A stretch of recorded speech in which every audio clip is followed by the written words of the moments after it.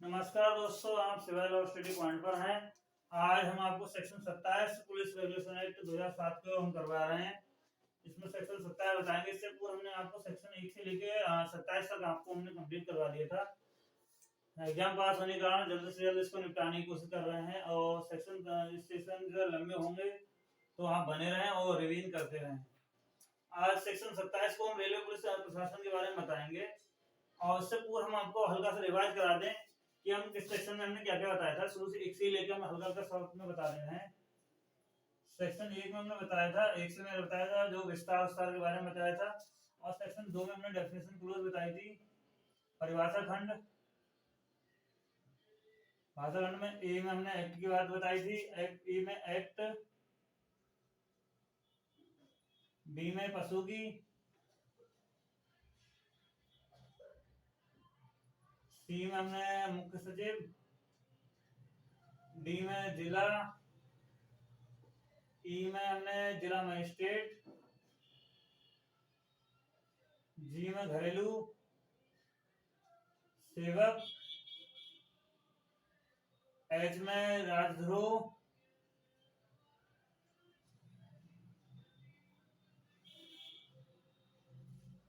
L में संगठित अपराध,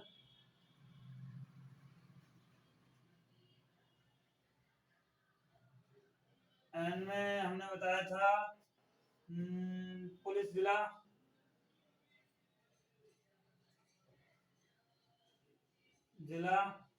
ओ में हमने पुलिस जिला की सीमा बताई थी। पुलिस जिला की सीमा शॉर्ट में लिख रहा हूँ, एक बार जो सुनोगे ध्यान सुनोगे। परिभाषा खंड में ए में एक्ट की परिभाषा बताई थी, बी में हमने पशु की बताई थी, सी में मुख्य सचिव के बारे में बताया था, डी में हमने जिला की परिभाषा बताई थी। जिला की परिभाषा वही थी पुलिस उत्तर प्रदेश राजस्व अधिनियम 1901 के अधीन अधिनियमित जिला था और यह था संशोधित उत्तराखंड राज्य। ठीक है, और जिला मजिस्ट्रेट वही बताई थी हमने जो सीआरपीसी शासन सेक्शन 20 के अधीन नियुक्त अधिकारी या जिसे जिला का प्रशासनिक शक्ति दी गई है वो जिला अधिकारी माना जाएगा, जिला मजिस्ट्रेट माना जाएगा। जी में घरेलू सेवक के बारे में बताया था, एच में राजद्रोह बताया था, एल में संगठित अपराध की परिभाषा दी गई थी और एन में दी गई थी पुलिस जिला की परिभाषा दी गई थी। ओ में हमने पुलिस जिला की सीमा बताई थी।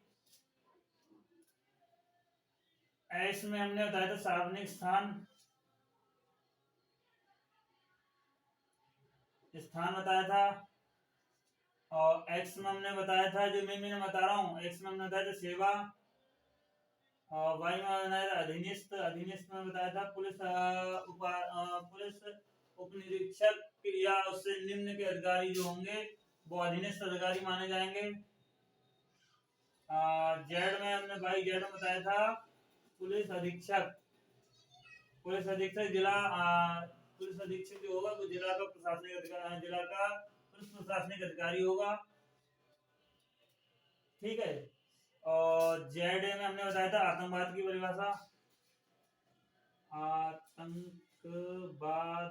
परिभाषा, जेड बी में हमने बताया था पीड़ित की परिभाषा। जेड ये सब 2 हैं, सेक्शन 2 के चल रही है। और 2 जेड सी में बताया था हमने साक्षी की परिभाषा।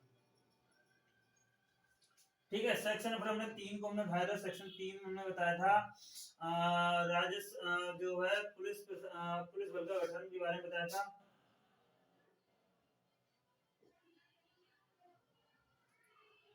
गठन राज्य में पुलिस बल होगा, उसमें पदों में सदस्य होंगे जो राज्य सरकार के विशेष आदेशों के अधीनस्थ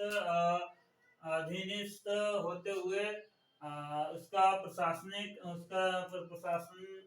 जो निहित होगा वो महानिर्देशक में निहित होगा।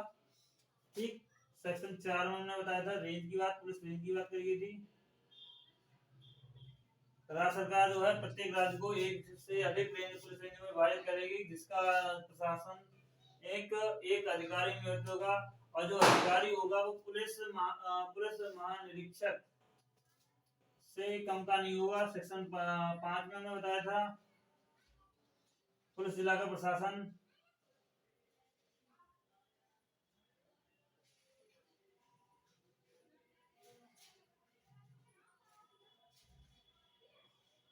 सेक्शन 6 में बताया था हमने विशिष्ट जिला विशिष्ट प्रकोष्ठ के बारे में बताया था।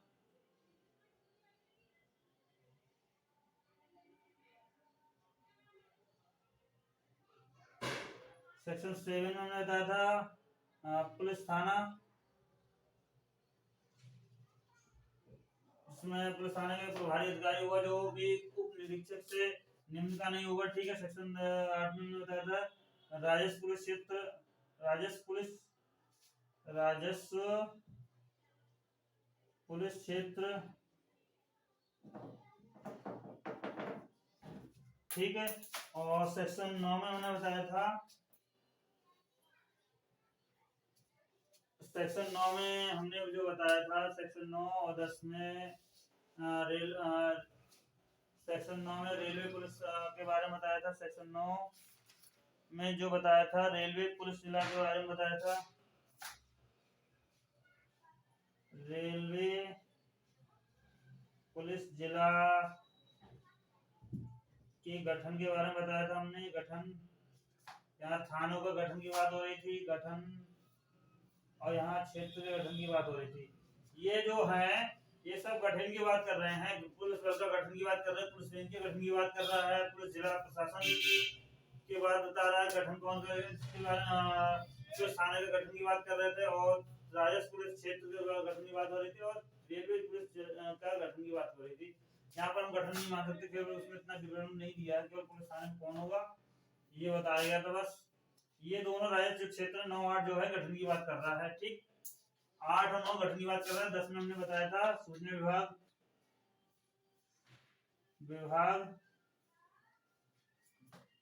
11 को ये शायद इसके स्क्रीनशॉट ले सकते हैं। मैं हल्का सा रिवाइज करा रहा हूँ शॉर्ट में, जल्दी से सेक्शन 27 स्टार्ट कराना है मुझे, और आगे शायद जल्दी फटाफट आगे बढ़ाना है, काफी जितना बड़ा हो सकता है। आज हो सकता है कई विभागों में आपको वीडियो ये मिले। सेक्शन 11 में हमने बताया था राज्य पुलिस अन्वेषण विभाग, राज्य अपराध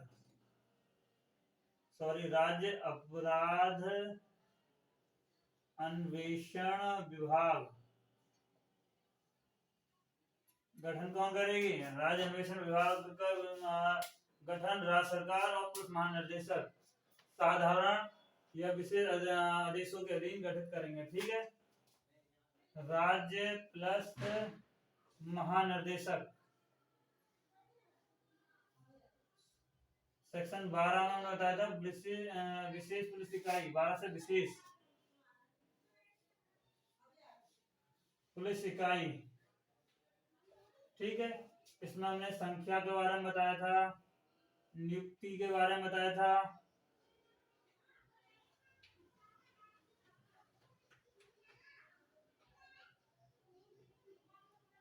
ठीक है, और कृत्य और दायित्व के बारे में पहला भाग था कृत्य और दायित्व, उत्तरदायित्व।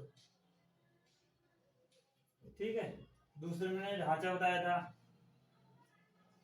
ढांचा में सदस्य होंगे और पदानुक्रमांक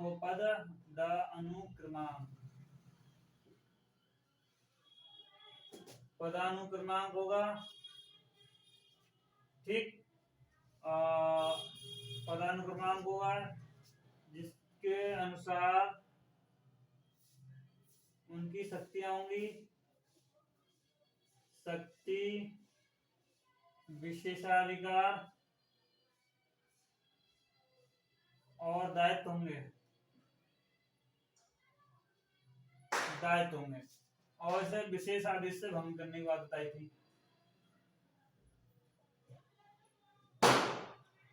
आदेश से भंग। ठीक। सेक्शन हमने 13 में बताया था रिजर्व पुलिस बल, रिजर्व सशस्त्र पुलिस बल के बारे में बताया था, जो राज्य और जिला में होगा, राज्य स्तर पर और जिला स्तर पर। कौन करेगी? राज्य सरकार करेगी। ठीक है। सेक्शन 14 में बात करी थी हमने,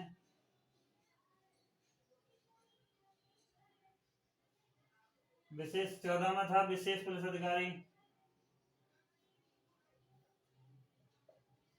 विशेष पुलिस अधिकारी बात कर रहा था, ठीक है। कौन ऑडिट कर रहा था? पुलिस अधीक्षक कर रहा था। किसकी सलाह से कर रहा था? जिला मजिस्ट्रेट की सलाह से कर रहा था, विशेष परिस्थितियों में कर रहा था। 15 में हमने बताया था शिक्षण संस्थान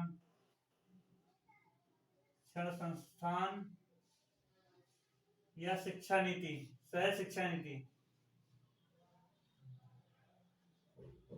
नीति, ये दोनों ही राज्य सरकार करेंगी और पुलिस महानिदेशक की सलाह से करेंगे।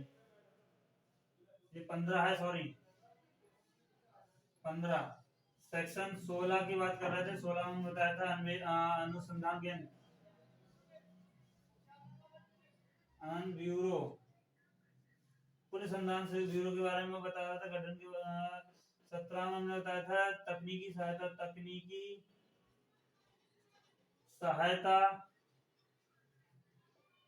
समूह या दल, ठीक है। सेक्शन 18 में बताया था विधिक या वित्तीय सलाहकार। राज्य सरकार जो है विधिक और वित्तीय सलाहकार की नियुक्ति करेगी, जो कि पुलिस महानिदेशक को सलाह प्रदान करेंगे वित्तीय और विधिक मामलों में। सेक्शन 19 की बात करी थी हमने। पुलिस अधीक्षण, पुलिस के सभी कार्यों में अधीक्षण कौन करेगी? राज्य सरकार कर सकेगी सभी मामलों में, ठीक है। सेक्शन 20 में पुलिस महानिदेशक पढ़ा था। इसके हमने नियुक्ति के बारे में पढ़ा था, कैसे नियुक्ति होगी इसके बारे में पढ़ा था। उसकी पदावधि होगी कैसे वो पढ़ा था, और कैसे उसे हटाया जाएगा इसके बारे में हमने 20 में बताया था, पुलिस महानिदेशक। सेक्शन 21 में हमने बताया था पुलिस प्रशासन।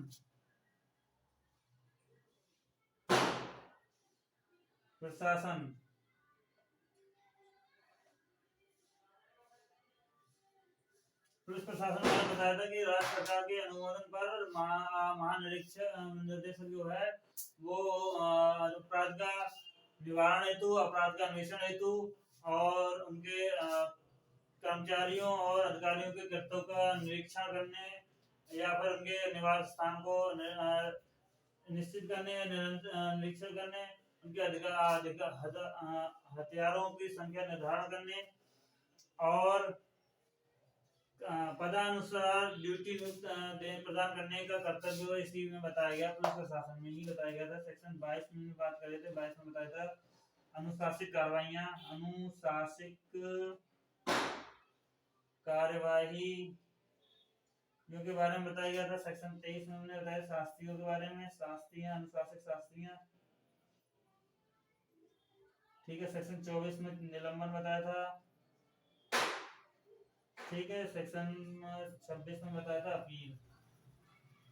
ये यहाँ तक करवा चुके थे। सेक्शन 27 रेलवे पुलिस जिला का प्रशासन बताया था। तो इसमें जो है महानिरीक्षक, ध्यान रखना, रेलवे पुलिस का प्रशासन जो निहित होगा वो महानिरीक्षक में निहित हो गया। अब जो कौन नियुक्त करेगा? वो राज्य सरकार नियुक्त करेगी, राज्य सरकार। अब इसमें सेक्शन में जो दिया गया है वो आपको बता रहा हूँ। ये 3 चीजें आपको ध्यान रखनी। पुलिस प्रशासन क्या है? महानिरीक्षक और नियुक्ति कौन कर रहा है? राज्य सरकार कर रही है। ये ध्यान रखना जरूरी है कि रेलवे पुलिस का प्रशासन किसमें निहित है? महानिरीक्षक में निहित है। महानिरीक्षक की नियुक्ति कौन कर रहा है? राज्य सरकार कर रही है। अब इस सेक्शन में क्या क्या बोला गया है वो मैं बता रहा हूँ। रेलवे पुलिस का प्रशासन में पुलिस महानिदेशक की सहायता के लिए राज्य सरकार पुलिस महानिरीक्षक की नियुक्ति करेगी। समझ में आ गया? रेलवे पुलिस का प्रशासन में सहायता के लिए राज्य सरकार जो है वो महानिरीक्षक की नियुक्ति करेगी। ये 27 कह रहा है। अब सेक्शन हम बात करते हैं, सेक्शन अगली बात करेंगे इसमें हम 28 की। 28 में दी गई हैं शक्तियां।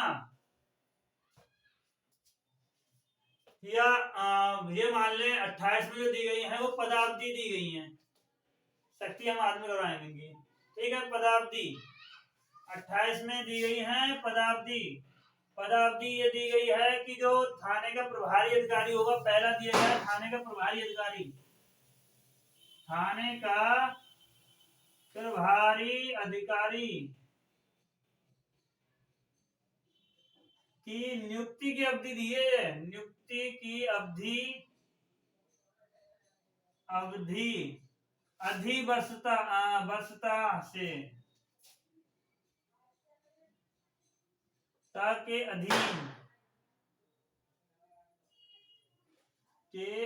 अधीन 1 वर्ष से न्यूनतम नहीं होगी। अब आपके मन में एक सवाल उठ रहा है, ये अधिवर्षता क्या है, ये नया ड्रामा क्या है। मैं आपको बताना चाहूंगा, अधिवर्षता का यहाँ पर इसलिए प्रयोग किया गया है कि अधिकतम कितनी भी समय सीमा हो सकती है जब तक उसके ड्यूटी पे है। अधिकतम कितनी भी सीमा हो सकती है, लेकिन न्यूनतम जो है वो 1 वर्ष से कम नहीं होगी, ठीक है। थाने का प्रभारी अधिकारी की नियुक्ति जो है, और नियुक्ति अवधि अधिवर्षता के अधीन 1 वर्ष से न्यूनतम नहीं होगी किसी स्थान पर, ठीक है। और जो दिया गया है उप अधीक्षक से ऊपर के जो अधिकारी होंगे,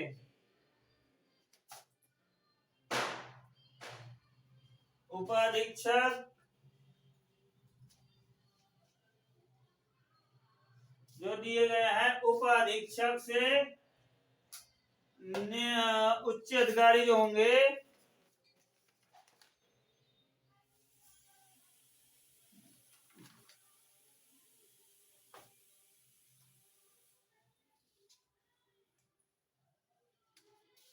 उपाधीक्षक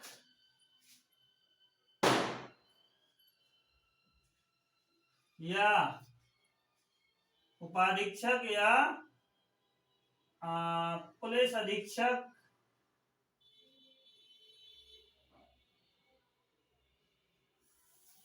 से उच्च रैंक के अधिकारी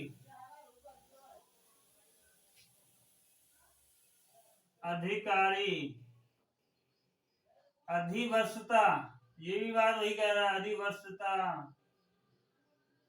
के अधीन 2 वर्ष से न्यूनतम नहीं होगी। उपाधीक्षक या पुलिस अधीक्षक से उच्च रैंक के अधिकारी जो होंगे, अधिवर्षता के अधीन रहते हुए 2 वर्ष से न्यूनतम नहीं होंगे किसी स्थान पर, ठीक है। 28 बदल गई, उनकी न्यूनतम अवधि यानी जो नियुक्ति की अवधि बताई गई है, इसमें पदावधि जो बताई गई है वो बताई गई है पदावधि के बारे में, न्यूनतम 1 वर्ष से कम नहीं होगी और न्यूनतम 2 वर्ष से कम नहीं होगी, अधिकतम कोई भी होगी। इसीलिए यहाँ अधिवर्षता के अधीन रहते हुए बताया गया। अधिवर्ष कितना भी हो सकता है, लेकिन न्यूनतम जो है वो 2 वर्ष और 1 वर्ष से कम नहीं होगी। 1 वर्ष किसकी है, थाने के प्रभारी अधिकारी से निरीक्षक बोलते हैं और उप निरीक्षक बोलते हैं, ठीक है। या उससे निम्न के अधिकारी होते हैं, या निम्न, यहाँ पर जोड़ दिया निम्न, ठीक। थाने के प्रभारी की नियुक्ति या निम्न थाने के प्रभारी यानी एसएचओ होता है या कप्तान होता है, पुलिस कप्तान होता है, कोतवाल से भी बोलते हैं, उससे जो निम्न के अधिकारी होंगे उनकी जो अधिवर्षता जो पदवी है वो 1 वर्ष है, जो दिया हुआ है न्यूनतम। और जो पुलिस अधीक्षक होते हैं, जैसे एसएसपी बोलते हैं, वरिष्ठ पुलिस अधीक्षक बोलते हैं, पुलिस अधीक्षक और वरिष्ठ पुलिस अधीक्षक, ठीक है। यहाँ पर जो दिया हुआ है, इनकी जो अवधि होगी वो न्यूनतम 2 वर्ष से कम नहीं होगी। अब यहाँ पर हम 29 की बात कर रहे हैं, सेक्शन 29 फटाफट बढ़ाना जल्दी जल्दी। सेक्शन 29 में बताया गया है राज्य पुलिस बोर्ड का गठन, राज्य पुलिस बोर्ड का गठन। यहाँ पर केवल इतना ध्यान रखना है, 29 में राज्य पुलिस बोर्ड का गठन कौन करेगा, राज्य सरकार करेगी। इसका फोटो स्टेट पकड़ लो, स्क्रीनशॉट ले लो जाए। अब हम सेक्शन 30 कराएंगे। सेक्शन 30 में दिया है राज्य पुलिस बोर्ड की संरचना।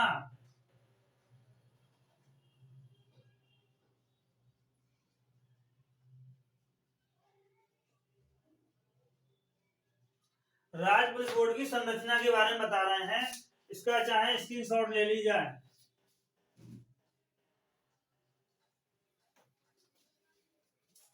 ठीक है, अब इसके संरचना आपको मैं ऊपर बता रहा हूं उसी के, क्योंकि नीचे जगह कम है, ये लंबा है। अब जो भी आपके सेक्शन आ रहे हैं वो लंबे लंबे हैं, जितनी जल्दी हो सकेगा उतनी जल्दी आपको करवाने की कोशिश कर रहे हैं, ना तो एक एक सेक्शन में ही आपको पूरा पूरा सेक्शन निकल सकता है, लेकिन इतना अब आपको पास हमारे ना आपके पास टाइम ना मेरे पास है, तो इसे जितना जल्दी हो सके उतना जल्दी रिवाइज कंप्लीट करके उसका रिवाइज करना हमें मेन उद्देश्य जो है, तो रिवाइज करना है। सेक्शन हम 30 की बात कर रहे थे, संरचना। संरचना किसकी बात कर रहे थे? राज्य पुलिस बोर्ड की संरचना।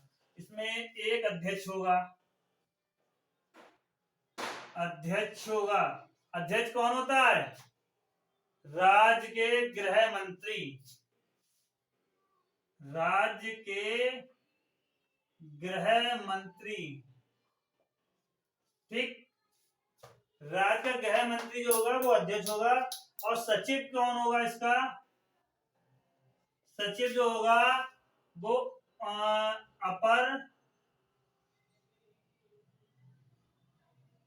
अपर महानिर्देशक की रैंक से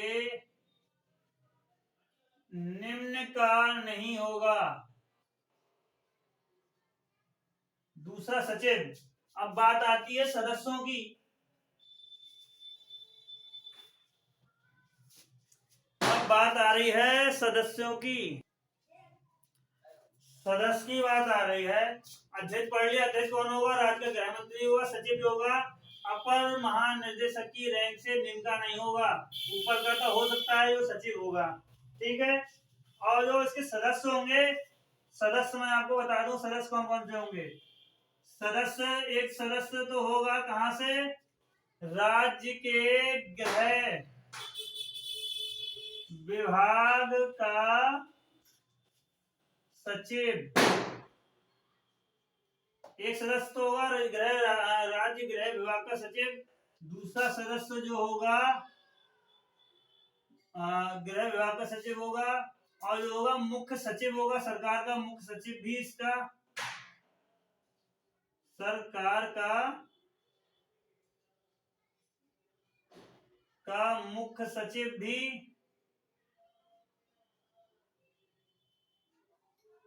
सदस्य होगा, ठीक है। दो सदस्य हो गए। अब तीसरा जो सदस्य आएगा वो आएगा कहां से? विरोधी दल के नेता, या विरोधी दल के नेता, जो सबसे बड़ा दल होगा उसका नेता। विरोधी दल का नेता या सबसे बड़े दल का नेता। ये सब प्रतिपक्ष हैं। प्रतिपक्ष, सरकार के प्रतिपक्ष जो होंगे वो विरोधी दल का नेता या सबसे बड़े दल का नेता होगा, एक सदस्य होगा, ठीक। अब इसके दो सदस्य जो होंगे वो स्वतंत्र होंगे।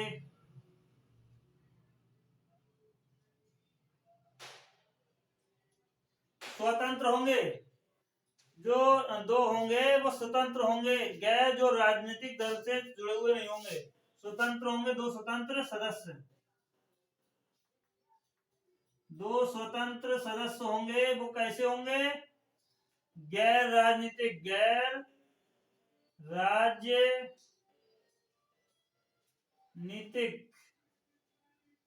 गैर राजनीतिक, या हम मान सकते हैं कला क्षेत्र, या अन्य किसी कला या संस्कृति क्षेत्र, या है कला है, विज्ञान है, या साहित्य क्षेत्र से हम गैर राजनीतिक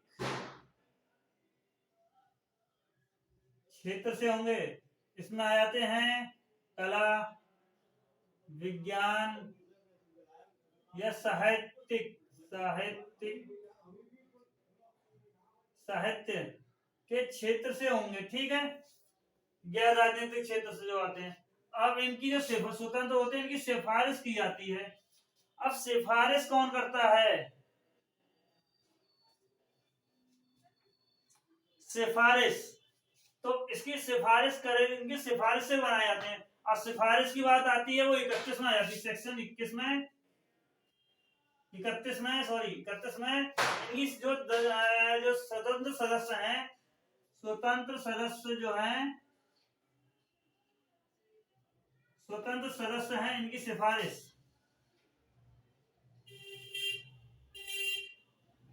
सदस्यों की सिफारिश कौन करता है? राज्य का मुख्यमंत्री, पहला नोट कर लो।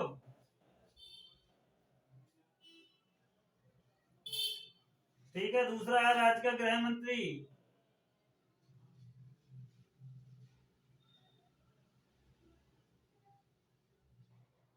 दूसरा है राज्य का गृह मंत्री, और तीसरा है विधानसभा अध्यक्ष।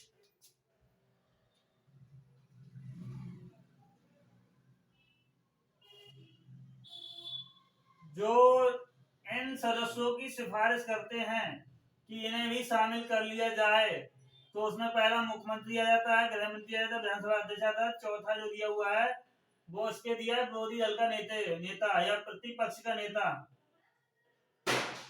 प्रतिपक्ष ऑब्लिक विरोधी दल का नेता।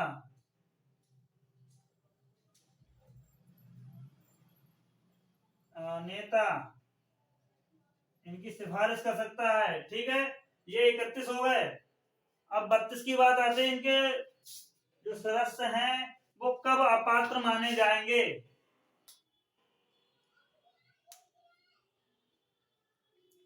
कौन व्यक्ति हैं जो अपात्र माने जाएंगे?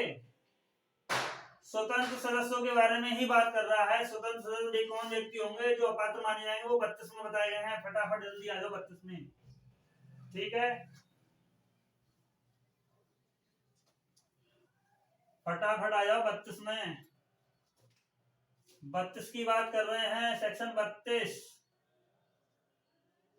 अपात्र सदस्य, स्वतंत्र सदस्य की बात कर रहे हैं हम, ठीक है। वो तो स्वतंत्र, जो स्वतंत्र सदस्य नियुक्त करे जाएंगे वो अपात्र कब माने जाएंगे? पहली चीज, वो भारत का नागरिक ना हो, भारत का नागरिक नहीं है तो वह अपात्र है, पहली चीज। और जो दूसरी चीज बात करी गई है, विधि न्यायालय द्वारा दंडित किया गया है, न्यायालय द्वारा दंडित किया गया है, या दोष सिद्धि, ठीक है, विकृचित है, तब भी वह अपात्र है, ठीक है। विधि द्वारा, न्यायालय द्वारा जो दी गई है वो अपात्र घोषित है या दंडित किया है, विकृचित की बात आ गई। चौथी बात आ गई, यदि सदस्य वो राजनीतिक दल या निर्वाचित सदस्य है, निर्वाचित सदस्य है या किसी दल का नेता है, निर्वाचित सदस्य या किसी दल का नेता जो विधि द्वारा विरुद्ध हो। यहाँ दो बातें एक ही शामिल कर दी गई हैं। निर्वाचित सदस्य कौन होते हैं? निर्वाचित सदस्य होते हैं, विधायक होते हैं, सांसद होते हैं, प्रमुख होते हैं, वो निर्वाचित सदस्य होते हैं, या ग्राम प्रधान भी मान सकते हैं निर्वाचित सदस्य, ठीक है। लेकिन निर्वाचित सदस्य जो जिन्हें जनता चुनती है वो निर्वाचित सदस्य होते हैं, या किसी ऐसे दल का व्यक्ति है, नेता है, जो विधि द्वारा विरुद्ध हो, तब भी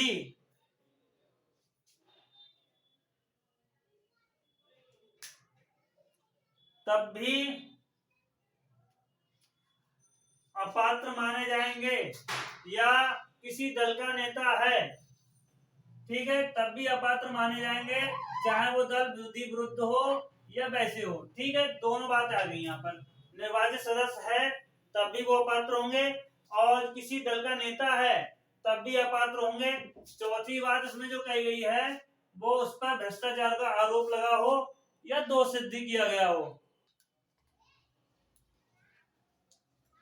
भ्रष्टाचार का आरोप लगा हो या अपचार का आचरण किया हो। अपचार का आचरण करने पर सदस्यता समाप्त हो गई हो। ठीक, जो दिया हुआ है अपात्र कौन माने जाएंगे?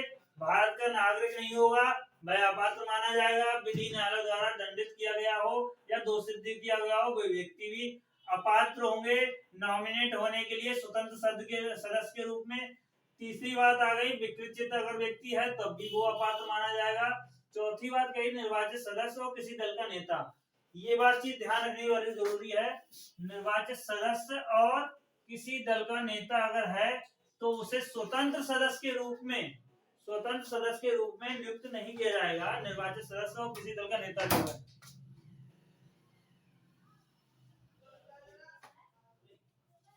किसी दल का जो नेता है वो नियुक्त नहीं किया जाएगा। तीसरी बात आती है, अगर इनको ही नियुक्त करना होता तो सीधे सीधे जो मुख्य सदस्य थे उसमें नियुक्त करते, लेकिन ये जो किसी निर्वाचित सदस्य है या किसी दल का नेता है वो स्वतंत्र सदस्य के रूप में नियुक्त नहीं होगा। चौथी बात, अगली बात इसमें जो कही गई है, भ्रष्टाचार का आरोप लगा हो या अपचारण का आचरण के कारण या अपचारण के आचरण करने के कारण,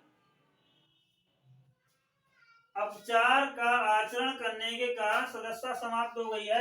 यदि वो निर्वाचित सदस्य है और उसकी सदस्यता अपचार करने के कारण, ये वर्ड जरूर ध्यान रखना, यानी अनुचित आचरण या अपचार, बात एक ही है।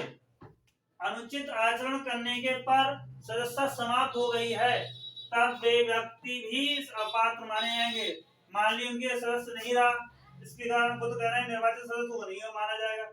अगर वह व्यक्ति मान लो इसके कारण सदस्यता समाप्त हो गई तो ना तो वो किसी दल का नेता भी है और ना वो निर्वाचित सदस्य माना जाएगा जब वो सदस्यता समाप्त हो गई तो। ठीक, जब उसकी सदस्यता समाप्त हो गई, ना वो निर्वाचित सदस्य ना किसी दल का नेता है वो, तो क्या वो पात्र मान लिया जाएगा? नहीं। इसीलिए इसके बाद में लगा भ्रष्टाचार का आरोप लगा हो अथवा अपचार का आचरण करने पर सदस्यता समाप्त हो जाएगी।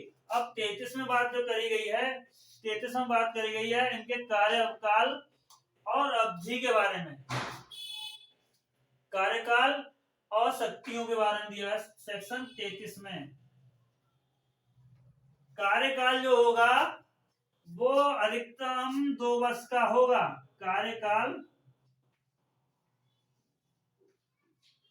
इन सदस्यों का जो कार्यकाल है वो अधिकतम 2 वर्ष है,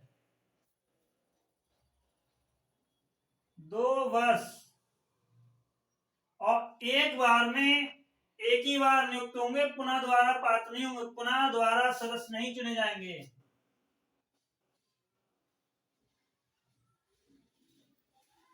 सदस्य नहीं चुने जाएंगे, 2 वर्ष की अवधि के लिए होंगे, पुनः द्वारा सदस्य नहीं चुने जाएंगे। और उनको जो लाभ मिलेगा केवल भत्ता, बैठक का भत्ता, यानी भत्ता जो होते हैं बोलते हैं भत्ता, यह भत्ता दिया है, भत्ता, बैठक का भत्ता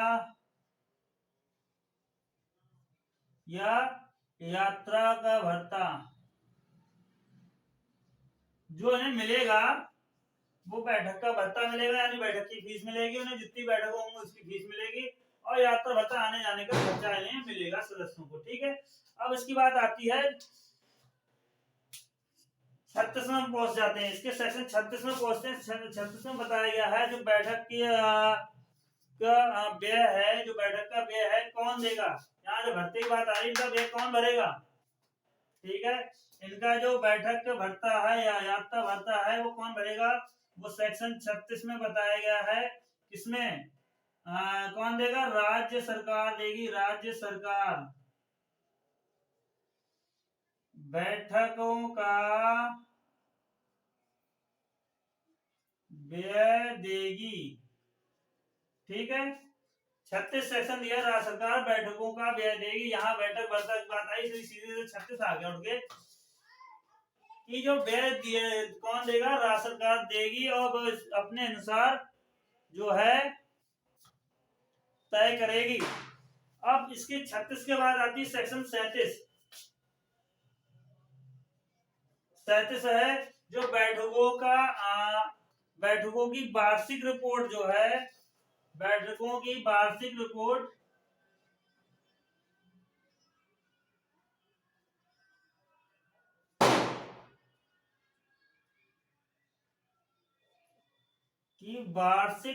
जो है, रिपोर्ट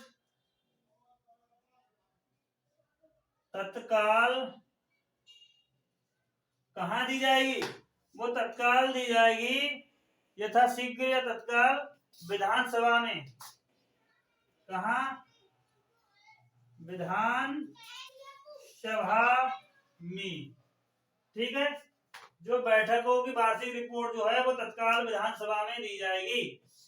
यहाँ पर हमने 32 की बात कर रही है। अपात्र सदस्य जो स्वतंत्र नहीं है, वो स्वतंत्र सदस्य है, उनके अपात्र कौन होंगे, भारत का नागरिक नहीं वो अपात्र माना जाएगा, या विधि द्वारा न्यायालय द्वारा दंडित किया गया है, दोषित किया गया तो वो भी अपात्र माना जाएगा, विकृत है वो भी अपात्र माना जाएगा, निर्वाचित सदस्य किसी दल का नेता है तो भी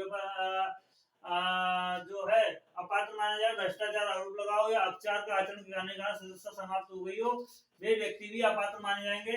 33 में हमने कार्यकाल उनकी कार्यकाल और उनकी शक्तियों के बारे में बताया था। कार्यकाल जो है अधिकतम 2 वर्ष होगा।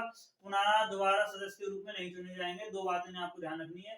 और उनको जो भत्ता मिलेगा, बैठक में जो फीस है वो मिलेगी और उनको यात्रा भत्ता मिलेगा। ठीक है, 33 में जो बताया, 37 में बताया गया बैठकों का जो व्यय है। जब भत्ता की बात आती है तो बैठकों व्यय कौन देगा भैया, इनको खर्चा कौन देगा, वो देगी, राज्य सरकार देगी। और 37 में बताया बैठकों की वार्षिक रिपोर्ट जो तत्काल है विधानसभा को प्रस्तुत की जाएगी। अगला सेशन हम बता रहे हैं, इसमें हम अगला सेशन करवाएंगे 39। अगला सेशन हम करते हैं 39। सेक्शन हम 37 बता रहे थे, बैठकों की वार्षिक रिपोर्ट और तत्काल जो है वो विधानसभा में जाएगी। लेकिन इससे पूर्व कहाँ जाएगी, ये 2 प्रक्रिया से गुजरेगी। मैं आपको पूरा क्लियर बता दूं, जो बैठकों की वार्षिक रिपोर्ट है वो तत्काल जो है वो विधानसभा में जाएगी, ये बात सही है। लेकिन उससे पूर्व जाएगी वो राज्य सरकार को जाएगी, राज्य सरकार को जाएगी। उसके बाद जो है वो विधानसभा को जाएगी। तत्काल विधानसभा ये पहले जाएगी राज्य सरकार को, फिर उसके बाद राज्य सरकार जो है वो विधानसभा में रखेगी, वार्षिक रिपोर्ट को राज्य विधानसभा में रखेगी। ये चीज जो है जाती विधानसभा में ही अंतिम स्टेज जो है, लेकिन प्रारंभिक स्टेज जो है वो राज्य सरकार को जाएगी। ठीक है, अब सेक्शन में 38 की बात करें, 39 हम बाद में कराएंगे। 38 बहुत इंपॉर्टेंट है, पिछले सेशन में भी क्वेश्चन आए हैं, इसीलिए मैं 38 को भी आपको करवा रहा हूँ, ना तो मैं 39 बताता आपको, लेकिन 38 बहुत जरूरी है। कमेंट मेरे पास आया, इसमें बताया गया कि इसमें क्वेश्चन 3 क्वेश्चन 2010 से में आया और एक क्वेश्चन 2016 में आया है।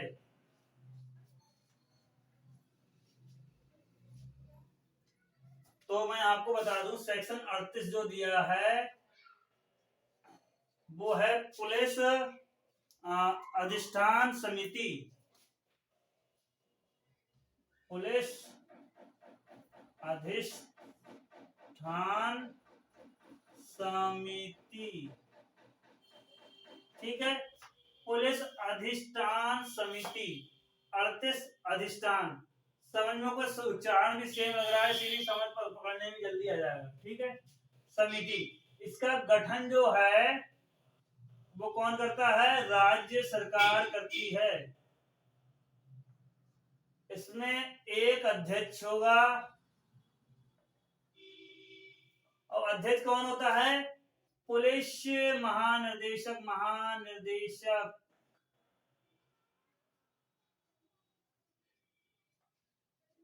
निर्देशक होगा अध्यक्ष, ठीक है।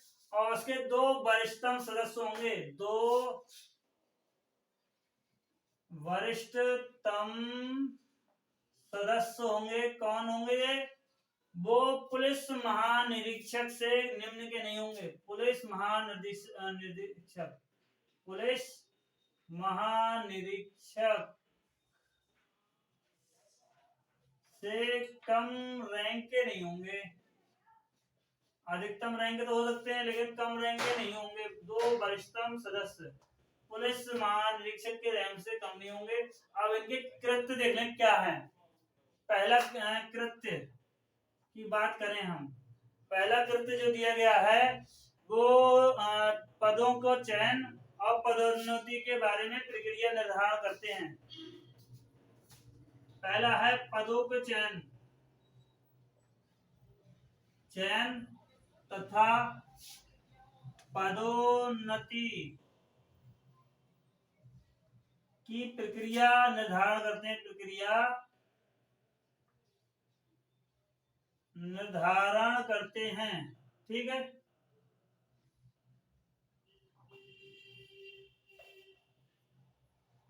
प्रक्रिया निर्धारण करते हैं, ठीक है। दूसरी बात कही गई है एक रेंज से दूसरे रेंज में अधिकारियों का ट्रांसफर होगा। एक रेंज से दूसरे रेंज में अधिकारियों का ट्रांसफर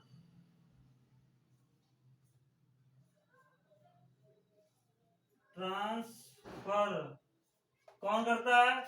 ये समिति करती है, ठीक है। एक रेंज से दूसरे रेंज।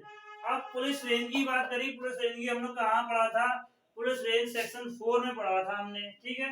पुलिस रेंज में क्या मानो क्या? राज्य के एक से अधिक रेंजों में विभाजित किया जाएगा और उसका नियंत्रण किसी एक पुलिस अधिकारी में निहित होगा जो पुलिस महानिरीक्षक से कम का नहीं होगा, ठीक है। ये बात आई थी सेक्शन 4 में।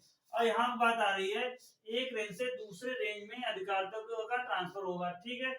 तीसरी बात हमने इसमें बता रहे हैं, वो बता रहे हैं सहायक और उप अधीक्षक का स्थानांतरण और उनकी नियुक्तियों को सिफारिश कर सकती है समिति। सहायक और उप अधीक्षक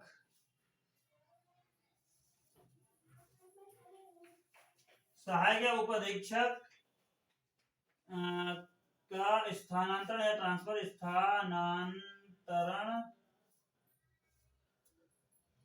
या कर सकती है या इनकी नियुक्ति की सिफारिश कर सकती है। इनकी नियुक्ति की सिफारिश कर सकती है, ठीक है। ये रहा 38। अब बात आती है 39 में। 39 में दिया है पुलिस के कृत्य और दायित्व। 39 में दिया गया है पुलिस के कृत्य क्या होंगे और दायित्व क्या होगा, वो सेक्शन 39 में बताया गया है। पुलिस के कृत्य और दायित्व बताया गया 39 में, ठीक है।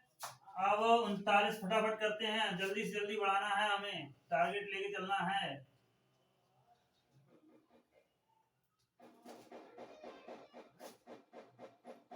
पुलिस के कृत्य और दायित्व की बात कर रहे हैं 39, ठीक है। इसमें अंदर पहला दिया हुआ था कि विधि निष्पक्ष रूप से विधि लागू करना,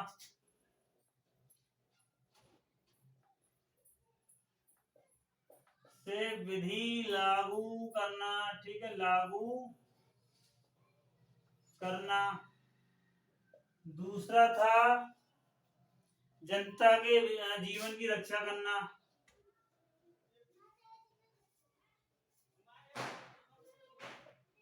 के जीवन की रक्षा करना, जनता में सुरक्षा भावना बनाए रखना।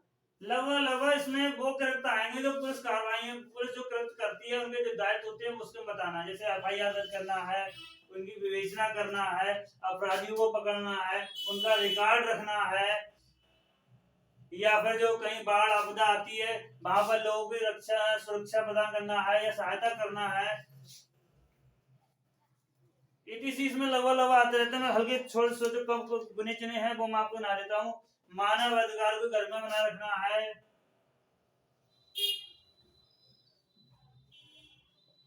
कि गरिमा बनाए रखना है, व्यक्ति के जीवन और संपत्ति की अपहानि का खतरा निवारण करना है, जीवन या संपत्ति का खतरा निवारण है। ठीक है, मैं आपको जरा थोड़ा रोक दूं ताकि मैं फटाफट आपको जल्दी करूं, वीडियो को आपका डिफाइन करना पड़। ये मैंने थोड़ा वीडियो इसलिए पॉज किया क्योंकि सारा लिखने में टाइम लगता और आपको भी दिक्कत होती। एक बार इसका स्क्रीनशॉट ले लें ताकि आपको कोई दिक्कत ना आए। देख लो कोई आ तो रहा है समझ में, ठीक है, आप स्क्रीनशॉट ले सकते हैं। अब आपको मैं दोबारा आपको बता दे रहा हूँ, इसमें 39 क्या बताया गया, पुलिस के कृत्य और दायित्व। इसमें नॉर्मली वही कृत्य आते हैं जो पुलिस कार्य करती है, ठीक है, जो उनका कर्तव्य है। इसके बारे में केवल इसी में यही बताया गया है। जैसे मान लो निष्पक्ष रूप से विधि को लागू करना, यानी जो विधि है सभी लोगों पर समान रूप से लागू की जाएगी। ठीक है, अगर कोई चोरी का बात कर रहा है तो उसको चोरी का मुकदमा लिखा जाएगा, ना कि लूट का। ठीक है, जनता के जीवन की रक्षा करना भी पुलिस का कर्तव्य है। अगली बात आती जनता में सुरक्षा भावना बनाए रखना, यानी जनता को में जो भावना जागृत करनी पड़ेगी कि पुलिस जो है जनता की सेवा के लिए है, उनकी सुरक्षा के लिए है, ना कि रक्षक बन के भक्षक बन जाना। ठीक है, अगली बात आ रही है मानव अधिकारों की गरिमा बनाए रखना, यानी जो कार्रवाई कर रही है या पुलिस किसी को गिरफ्तार कर रही है तो वो मानव अधिकारों की गरिमा बनाए रखते हुए ही की जाएगी।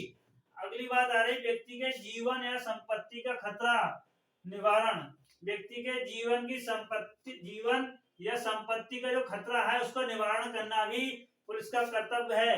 कानून व्यवस्था बनाए रखना भी पुलिस का कर्तव्य है।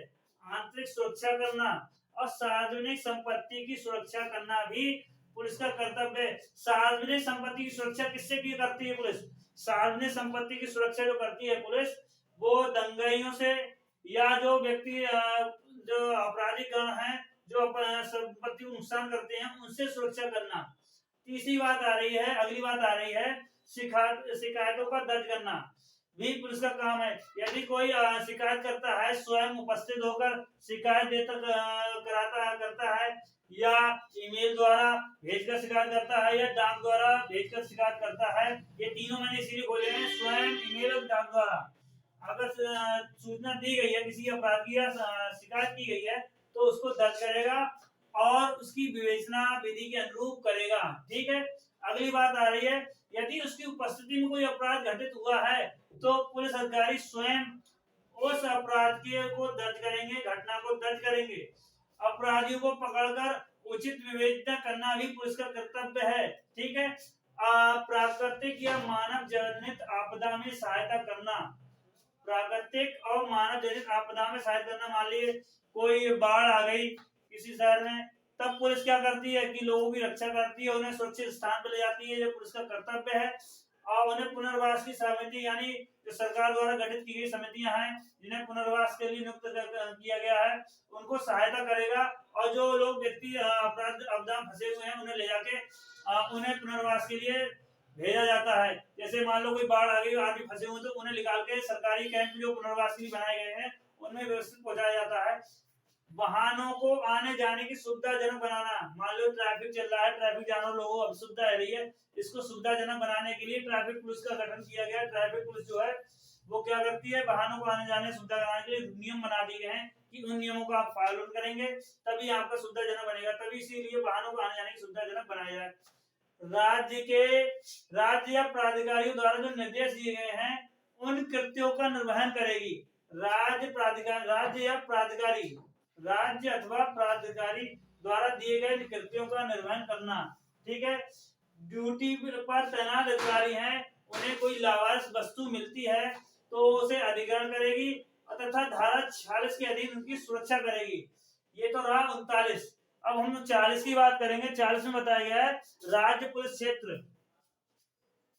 राज्य पुलिस क्षेत्र के बारे में बताया गया है 40 में। तो उसमें कोई हमें विस्तृत जानकारी करनी है जरूरत नहीं, केवल ये ध्यान रखना है कि 40 में राज्य पुलिस क्षेत्र के बारे में बताया गया है। अब 41 में बताया गया वरिष्ठ पुलिस अधिकारी द्वारा किए गए कृत्य। 41 में, ठीक है, 40 41 दोनों एक साथ पढ़नी है। सेक्शन 40 में बताया गया है राजस्व पुलिस क्षेत्र।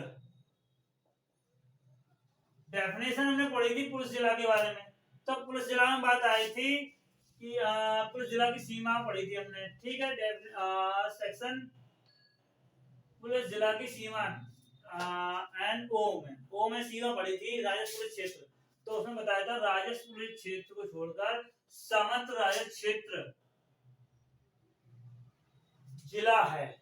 ठीक, राजस्व पुलिस क्षेत्र का है, इसमें इसके बारे में डिफाइन किया गया है। सेक्शन हम 41 करते हैं। 41 में बताया गया है वरिष्ठ पुलिस अधिकारी जो हैं वो अपने अधीनस्थ व्यक्तियों के कर्तव्यों का निर्वहन कर सकेंगे। पहले दिया है वरिष्ठ पुलिस अधिकारी जो है, वरिष्ठ पुलिस अधिकारी है, अधिकारी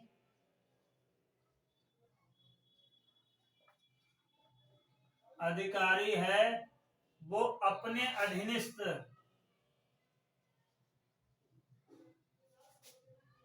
अधिकारी के स्वयं के सौंपे हुए कृत्य या उनके कृत्य को स्वयं भी कर सकता है। केवल 41 में ये बताया गया वरिष्ठ पुलिस अधिकारी जो है अपने अधीनस्थ अधिकारियों के स्वयं को के सभी कर्तव्य या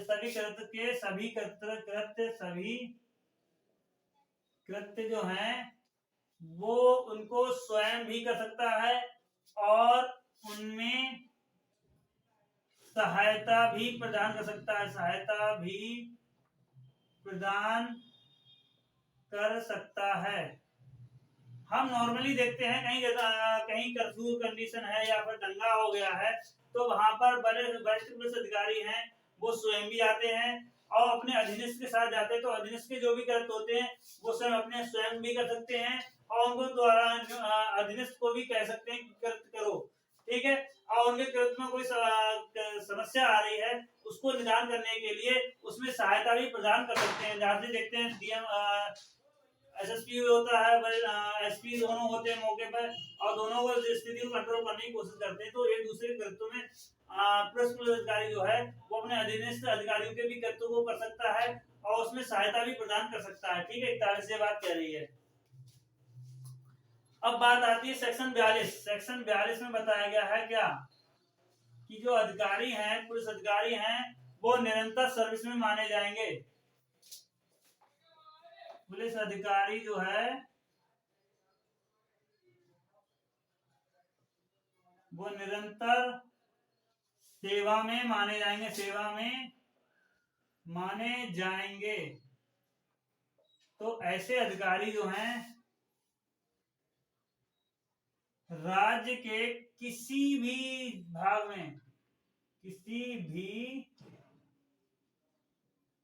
में नियुक्त कर सकते हैं। दो बातें बताई गई हैं।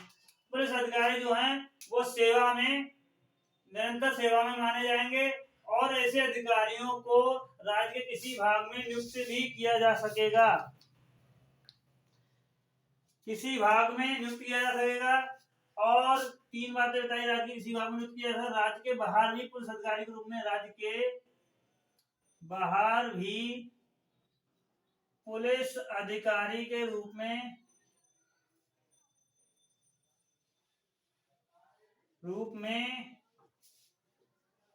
नियुक्त किया जा सकता है, नियुक्त किया जा सकता है। ठीक है, 2 बातें 3 बातें हैं। पुलिस अधिकारी जो है निरंतर सेवा में माने जाएंगे, और पुलिस अधिकारी जो है किसी राज्य के किसी विभाग में नियुक्त किए जा सकते हैं, और जो है राज्य के बाहर ही पुलिस अधिकारी के रूप में नियुक्त किए जा सकते हैं। सेक्शन 43 में बताया गया है जो पुलिस अधिकारी हैं वो अन्य किसी नियोजन में नहीं लगाए जाएंगे।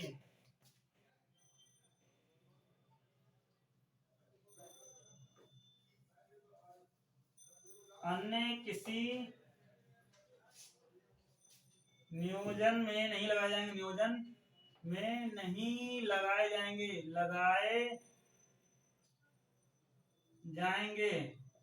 ठीक है, पुलिस अधिकारी जो है 43 जो कह रही है, पुलिस अधिकारी जो है वो किसी अन्य नियोजन में नहीं लगाए जाएंगे जब तक राज्य सरकार लिखित आदेश जारी ना करे, लिखित आदेश जारी ना करे। हम उत्तराखंड पुलिस रेगुलेशन एक्ट पढ़ रहे हैं। ठीक है, अब यहाँ पर Uttar Pradesh police regulation act की बात करते थे कि पुलिस अधिकारी जो है किसी नियोजन में नहीं लगाए जाएंगे जब तक कि राज्य सरकार या पुलिस महानिर्देशक ऐसा निर्देश ना दे।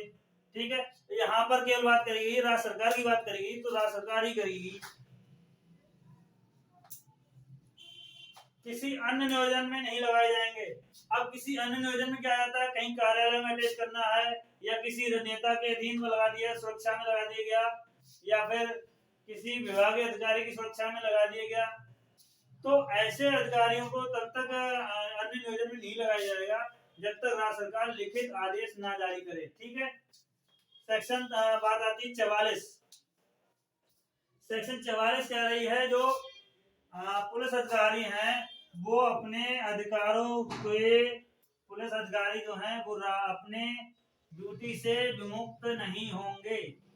44, पुलिस अधिकारी जो हैं अपनी ड्यूटी से विमुक्त नहीं होंगे, विमुख नहीं होंगे। पुलिस अधिकारी जो हैं वो अपनी ड्यूटी से विमुख नहीं होंगे। पुलिस अधिकारी सेक्शन दिया गया है 43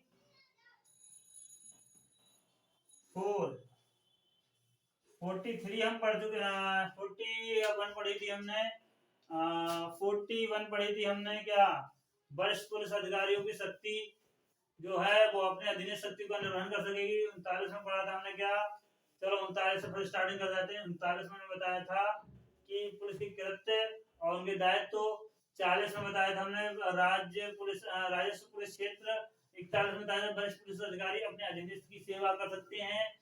42 में बताया गया था पुलिस अधिकारी जो होंगे वो निरंतर सेवा माने जाएंगे, उन्हें किसी भी राज्य किसी भाग में नियुक्त किया जा सकता है, और राज्य के बाहर भी पुलिस अधिकारी के रूप में नियुक्त किया जा सकता है। और सेक्शन हमने 43 बताई थी, सेक्शन 43 हमने बताया था, सेक्शन 43 हमने बताया था कि जो सेक्शन 43 हमने बताया था, सेक्शन 43 हमने बताया था कि जो राज्य के पुलिस अधिकारी हैं वो किसी अन्य नियोजन में नहीं लगाए जाएंगे।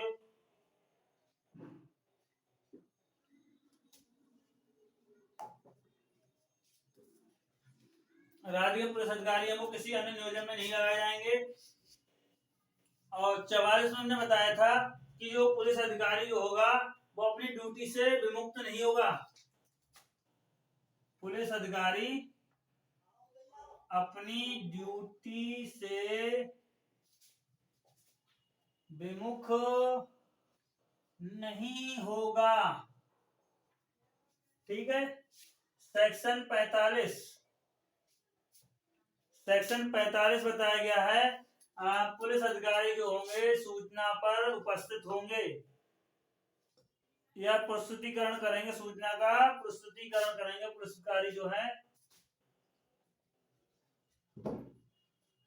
अधिकारी सूचना का प्रस्तुतिकरण करेंगे। किन मामलों में? समन मामलों में,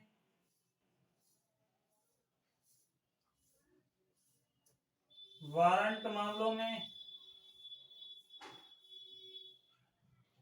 ठीक है, और दिया हुआ है तलाशी वारंट मामलों में।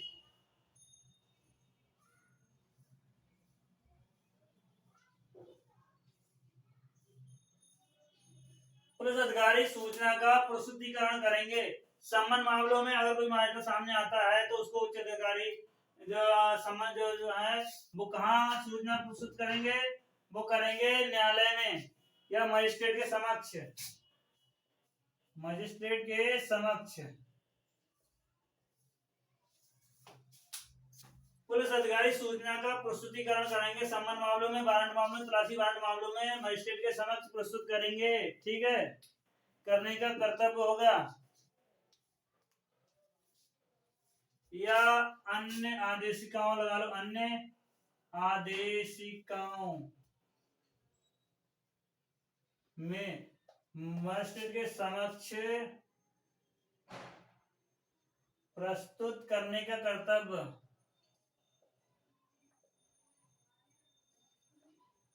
तब्य होगा।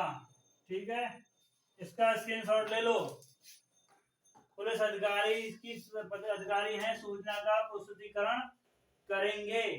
किन मामलों में? समन मामले में, वारंट मामले, तलाशी वारंट मामले, अन्य आदेशिकाओं के मामले में मजिस्ट्रेट के समक्ष प्रस्तुत करेंगे। कर्तव्य करने का कर्तव्य होगा। ठीक है, सेक्शन में बात करते हैं यहाँ पर सीधे सीधे 46 39 हमने पढ़ी थी। 39 में लास्ट पैराग्राफ पढ़ा था कि लावारिस वस्तुओं को है वो अधिग्रहण कर सकेंगे, और इसमें दिया है लावारिस वस्तुओं का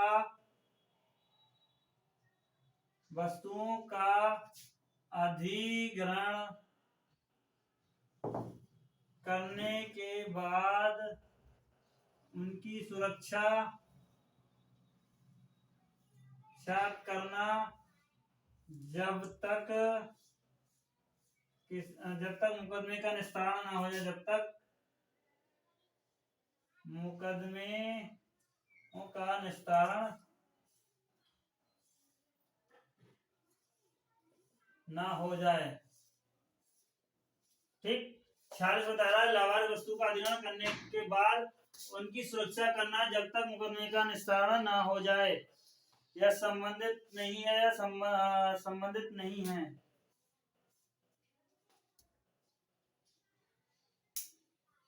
ठीक है, लावारिस वस्तु को अदर करने का सुरक्षा करना और मुकदमे में निस्तारण ना हो जाए तब तक रखेगा। ठीक है, या फिर उन वस्तुओं को भी, अगली बात और मान लो इसमें, उन वस्तुओं को भी ग्रहण कर सकता है जो किसी मुकदमे से संबंधित नहीं है।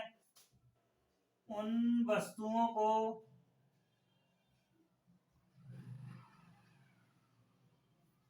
या उन वस्तुओं को भी अधिग्रहण कर सकता है जिनका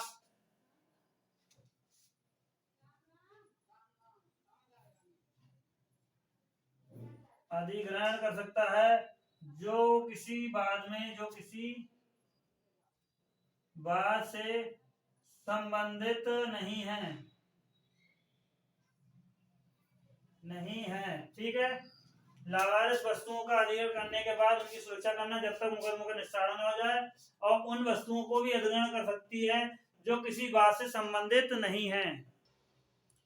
और उन वस्तुओं को अधिग्रहण जो इस बात से संबंधित नहीं है, और उनकी सूचियां जो हैं, अधिग्रहण करने की सूचियां जो हैं, अधिग्रहण करने की सूची है वह सक्षम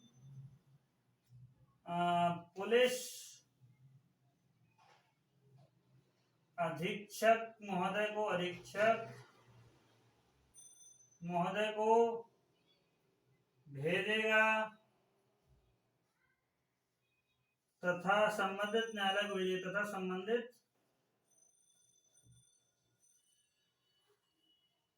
न्यायालय को भेजेगा, न्यायालय को भेजेगा। ठीक है।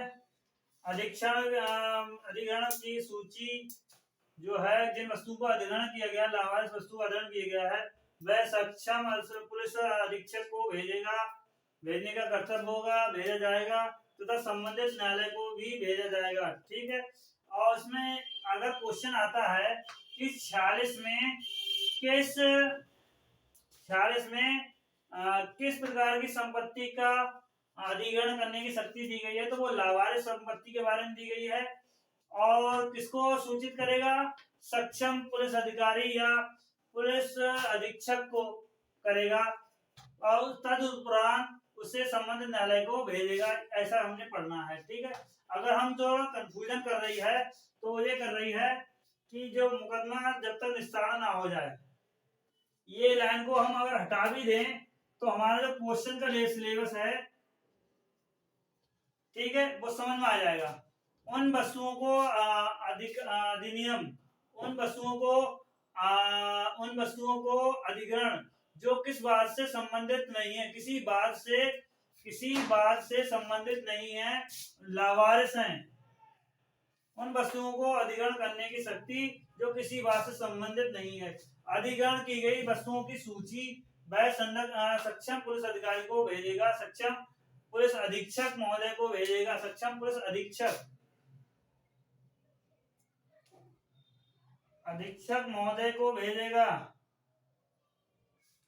ठीक है, तथा संबंधित न्यायालय को भेजेगा। अब बात आती है 47 सेक्शन 47 की। इसमें दिया है पुलिस अधिकारी जो होंगे वो दैनिक डायरी रखेंगे, दैनिक डायरी रखेंगे। कौन? पुलिस अधिकारी।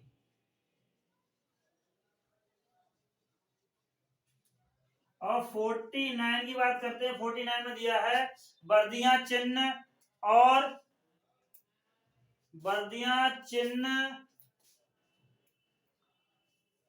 पद चिन्ह की सज्जा, वर्दी, पद चिन्ह को निश्चित कौन करेगा? निश्चित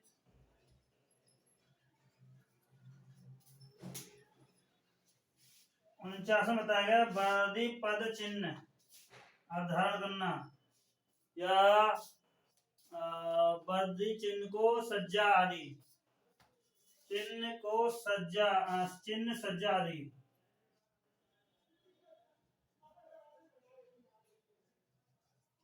कौन करता है? राज्य सरकार करती है। ठीक है, राज्य सरकार। या वर्दी या पद चिन्ह कौन निर्धारण करता है? वो राज्य सरकार करती है 49 के अकॉर्डिंग। राज्य सरकार करेगी। इस सेशन में केवल इतना ही।